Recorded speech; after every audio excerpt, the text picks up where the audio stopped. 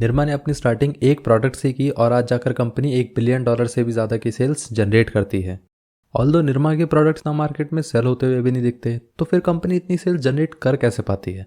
अब ऐसा इसलिए है कि कंपनी इनिशियली काफ़ी तेज़ी से ग्रो तो करी, लेकिन बाद में कंपनी का मार्केट शेयर काफ़ी कम हो गया। बट निरमा यहाँ से फिर दोबारा ग्रो किया और आज जाकर निरमा इतनी बड़ी कंपनी हो पाई है। और इस वीडियो में हम यही देखने वाले हैं कि निरमा कैसे राइज किया, फिर फॉल हुआ, तो फिर वो दोबारा कैसे ग्रो कर पाया।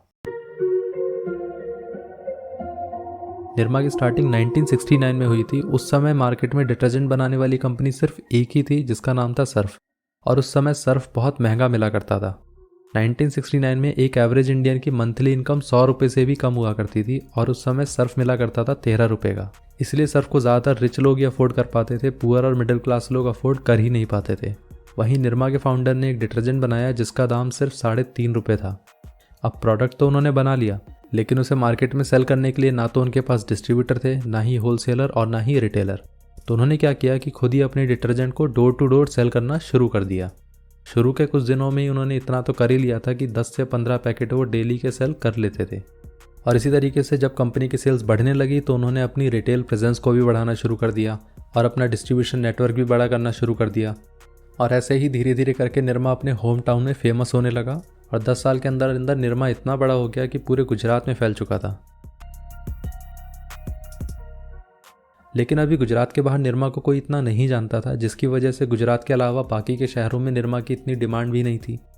और साथ में कंपनी का जो पेमेंट साइकिल था वो भी बहुत स्लो था और ये कंपनी के लिए बहुत बड़ा इशू भी था, जिसकी वजह से कंपनी की ग्रोथ में बड़ी परेशानी भी आ रही थी। और ऐसा क्यों था इसकी मैं वजह बता देता हूँ। नॉर्मली एफएमसीजी कंपनी अपना प्रोडक्ट डिस्ट्रीब्यूटर को सेल करती हैं, डिस्ट्रीब्यूटर होलसेलर को और होलसेलर रिटेलर को। और ये जितना भी सामान खरीदा जाता है वो सब क्रेडिट पे लिया जाता है और पेमेंट कुछ टाइम के बाद किया जाता है। नॉर्मली ये पेमेंट साइकिल 3 हफ्ते से लेकर 3 महीने के बीच में होता है। ये कंपनी टू कंपनी डिपेंड करता है। अगर रिटेलर का सामान सेल हुआ तभी वो होलसेलर को पेमेंट करेगा और होलसेलर डिस्ट्रीब्यूटर को और डिस्ट्रीब्यूटर कंपनी को।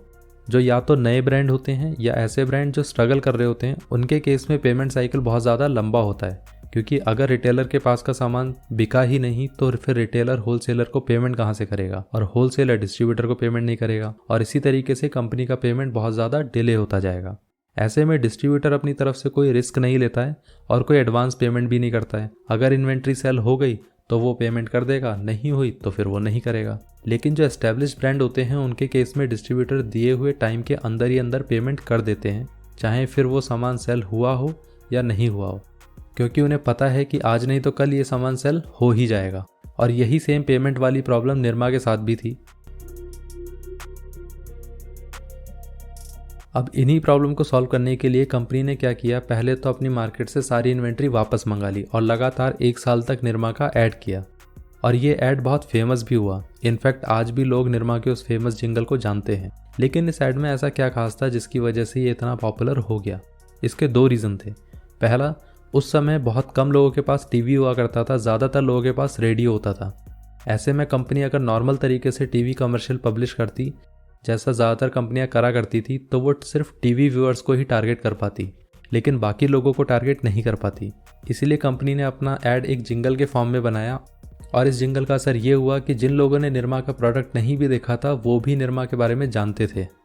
और दूसरा रीज़न, जब कंपनी ने मार्केट से सारी इन्वेंट्री वापस मंगवा ली और लगातार ऐड किया तो कंपनी ने मार्केट में डिमांड तो बढ़ा ही दी थी और साथ में शॉर्टेज भी क्रिएट कर दी। अब मार्केट में डिमांड तो क्रिएट हो गई, लेकिन रिटेलर के पास प्रोडक्ट नहीं है, सो रिटेलर्स ने होलसेलर से डिमांड की और होलसेलर ने डिस्ट्रीब्यूटर से। अब डिस्ट्रीब्यूटर भी जानते थे कि अगर उन्हें निरमा का प्रोडक्ट चाहिए तो उन्हें कंपनी का पेमेंट टाइम पे करना पड़ेगा, बिकॉज निरमा की अब मार्केट में अच्छी खासी डिमांड हो चुकी है। सो इसी तरीके से कंपनी ने अपने पेमेंट साइकिल और लैक ऑफ डिमांड वाली प्रॉब्लम दोनों को एक ही साथ सॉल्व कर लिया और यहीं से निरमा की पूरे इंडिया में ग्रोथ की शुरुआत हो गई। और आगे आने वाले 5 सालों के अंदर अंदर निरमा का मार्केट शेयर 30% से बढ़कर 60% हो गया। वहीं दूसरी तरफ सर्फ का मार्केट शेयर सिर्फ 10% ही रह गया था। कंपनी ने बाद में अपनी प्रोडक्ट लाइनअप को भी बढ़ाना शुरू कर दिया।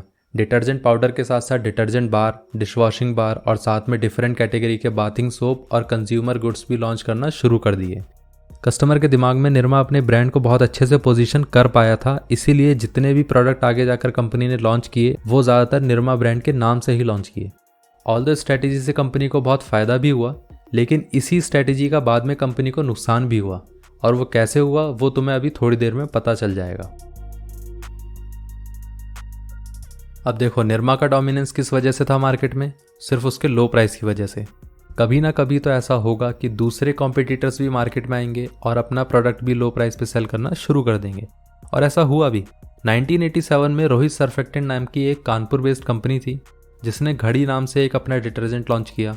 वहीं 1988 में हिंदुस्तान यूनिलीवर ने भी अपना व्हील नाम का एक प्रोडक्ट लॉन्च किया, और इनके लॉन्च होने के बाद धीरे धीरे करके निरमा का मार्केट शेयर कम होने लगा। फिर उसके बाद 1991 में लिबरलाइजेशन हुआ, जिसकी वजह से फॉरेन कंपनियों ने भी इंडिया में एंटर करना शुरू कर दिया, जिसकी वजह से कंपटीशन और बढ़ गया। और इस प्रॉब्लम को सॉल्व करने के लिए कंपनी ने क्या किया कि बैकवर्ड इंटीग्रेशन करना शुरू कर दिया। सोडा ऐश और लीनियर एल्काइल बेंजीन जो डिटर्जेंट बनाने के मेन इंग्रेडिएंट थे, कंपनी उसको इन हाउस ही मैन्युफैक्चर करने लगी। और ऐसे बहुत से फैटी एसिड्स लाइक ग्लिसरीन हो गया, सल्फ्यूरिक एसिड, अल्फा ओलेफिन सल्फेनेट, जो सोप और दूसरे कॉस्मेटिक प्रोडक्ट को बनाने में यूज़ होते थे, वो सब भी कंपनी ने इन हाउस ही मैन्युफैक्चर करना शुरू कर दिया। ऑल्दो सोडा ऐश की मैन्युफैक्चरिंग तो कंपनी बहुत पहले से ही करा करती थी, लेकिन बाकी सारे प्रोडक्ट की मैन्युफैक्चरिंग भी कंपनी ने बाद में शुरू कर दी थी। बेसिकली कंपनी रॉ मटेरियल से लेकर फिनिश गुड तक सब कुछ इन हाउस ही मैन्युफैक्चर करा करती थी, कहीं से भी वो आउटसोर्स नहीं करती थी। और इस स्ट्रैटेजी से कई हद तक निरमा बाकी कंपनियों से कम्पीट कर भी पाया, लेकिन आगे जाकर कॉम्पिटिटर्स को बीट नहीं कर पाया, और धीरे धीरे करके कंपनी का मार्केट शेयर भी गिरने लगा। निरमा का सबसे ज़्यादा सेल होने वाला प्रोडक्ट निरमा डिटर्जेंट, जिसका मार्केट शेयर एक टाइम पे 60% हुआ करता था, वो आज जाके सिर्फ 7.5% ही रह गया है। निरमा का ये फॉल 2 रीज़न की वजह से हुआ था। पहला रीज़न कि कंपनी अपने प्रोडक्ट को सही से पोजीशन ही नहीं कर पाई। निरमा ना तो अपने आप को डिफरेंशिएट कर पाई जैसा व्हील और टाइड ने किया, और साथ में कंपनी ने अपना मार्केटिंग और प्रमोशन पे भी खर्च कम कर दिया था। निरमा और घड़ी दोनों ही लो कॉस्ट कैटेगरी में आते थे, लेकिन घड़ी अपनी मार्केटिंग और प्रमोशन पे ज़्यादा खर्च करती थी। घड़ी डिटर्जेंट अपनी सेल्स का 4 to 5% सिर्फ मार्केटिंग और प्रमोशन पे ही खर्च करता था, और वहीं निरमा अपनी सेल्स का 2% से भी कम खर्च करता था अपने मार्केटिंग और प्रमोशन पे, जिसकी वजह से घड़ी अपना इजीली मार्केट शेयर गेन करता गया और निरमा अपना मार्केट शेयर लूज करता गया। हालांकि निरमा ने ऐसा क्यों किया ये तुम्हें अभी थोड़ी देर में पता चल जाएगा। और दूसरा रीज़न था लैक ऑफ प्रीमियम प्रोडक्ट। अभी थोड़ी देर पहले मैंने तुम्हें एक चीज़ बताई थी कि निरमा ने जब अपनी प्रोडक्ट लाइनअप को बढ़ाना शुरू किया तो ज़्यादातर प्रोडक्ट उन्होंने अपने ब्रांड के अंडर में ही लॉन्च किए, मतलब निरमा ब्रांड से ही लॉन्च किए, और ये स्ट्रैटेजी तब काम भी आई थी। लेकिन इस स्ट्रैटेजी को फॉलो करने के चक्कर में कंपनी ये भूल गई कि निरमा एक लो कॉस्ट प्रोडक्ट का ही ब्रांड है। ऐसे में कंपनी ने जब अपने प्रीमियम प्रोडक्ट को भी लॉन्च किया तो ज़्यादातर वो निरमा ब्रांड के अंडर में ही थे। इसी वजह से उनके प्रीमियम प्रोडक्ट का कोई भी ब्रांड चला ही नहीं।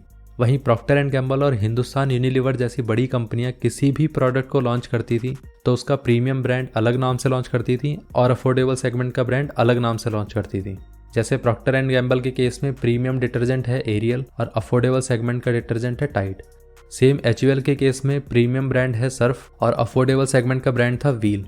इनफैक्ट सोप की कैटेगरी में भी एचयूएल के अलग अलग ब्रांड हैं, जैसे डव है प्रीमियम कैटेगरी का ब्रांड, लक्स अफोर्डेबल कैटेगरी का और life boy health care category का। लेकिन निरमा का अपना कोई अलग से प्रीमियम ब्रांड नहीं था, जिसकी वजह से निरमा कभी प्रीमियम सेगमेंट में स्टैंड कर ही नहीं पाई। 2002 से लेकर 2008 तक निरमा की जो सेल्स थी लगभग फ्लैट थी, जबकि इस समय में इंडस्ट्री काफ़ी फास्ट ग्रो कर रही थी। ऑल्दो ये सेल्स देखकर तुम्हें लगेगा कि फिर यहाँ पर निरमा का फॉल कहाँ से हुआ, लगभग उनकी सेल्स तो फ्लैट ही है। लेकिन ये टोटल सेल्स कंपनी की फ्लैट कैसे थी, अभी तुम्हें इसका रीज़न पता चल जाएगा। निरमा बैकवर्ड इंटीग्रेशन करने के चक्कर में बहुत से industrial product in house he manufacture करती थी, जिसका यूज़ अपने कंज्यूमर गुड्स को बनाने में तो करती ही थी, लेकिन साथ में इंडस्ट्रियल प्रोडक्ट को कंपनी दूसरी भी कंपनियों को सेल करा करती थी और उससे भी काफ़ी अच्छा खासा प्रॉफिट कमाया करती थी। इनफैक्ट निरमा की जो टोटल सेल्स थी वो फ्लैट इसलिए ही रही थी क्योंकि एफएमसीजी सेक्टर में तो डाउनफॉल आ रहा था, लेकिन ये इंडस्ट्रियल प्रोडक्ट वाला जो सेगमेंट था वो काफ़ी तेज़ी से ग्रो कर रहा था, और यही इंडस्ट्रियल प्रोडक्ट का सेगमेंट था जिसकी वजह से निरमा की सेल्स फ्लैट थी। और ये निरमा ने नोटिस भी किया कि इंडस्ट्रियल प्रोडक्ट वाला डिवीजन ज़्यादा अच्छा परफॉर्म कर रहा है, सो निरमा ने अपने एफएमसीजी बिजनेस में फोकस कम कर दिया और इसी इंडस्ट्रियल प्रोडक्ट वाले डिवीजन पे फोकस करना शुरू कर दिया। और इसका असर ये हुआ कि कंपनी की जहाँ सेल्स 2002 से लेकर 2008 तक 2500 करोड़ के आसपास ही रहती थी, वो आज बढ़कर 8000 करोड़ हो गई है। और इसी तरीके से निरमा फिर दोबारा ग्रो कर पाया और आज जाके इतनी बड़ी कंपनी हो पाई है। कंपनी आज की डेट में linear alkyl benzene, alpha olefin sulphonate, sulphuric acid, glycerine, soda ash, pure salt, iodised salt और ऐसे ही बहुत से इंडस्ट्रियल प्रोडक्ट बनाती है। इनफैक्ट निरमा की एक सब्सिडरी है नुवोको सीमेंट, जिसका अभी कुछ दिनों पहले आईपीओ भी आया था। यही थी निरमा की एक प्रोडक्ट से लेकर $1 बिलियन के बिजनेस एम्पायर तक की पूरी जर्नी।